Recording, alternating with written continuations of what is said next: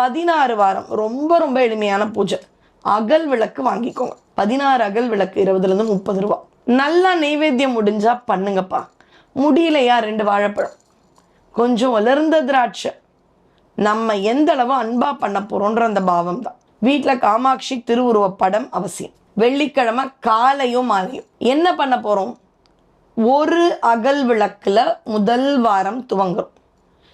அந்த அகல் விளக்கை ஏற்றி வச்சுட்டு நம்ம என்ன நைவேத்தியம் பண்ணுறோமோ அது அம்பாளுக்கு, அவளுக்கு நைவேத்தியம் பண்ணி ஒன்று செய்யணும். காமாட்சி அம்மன் விருத்தத்தை கண்டிப்பாக படிக்கணும்.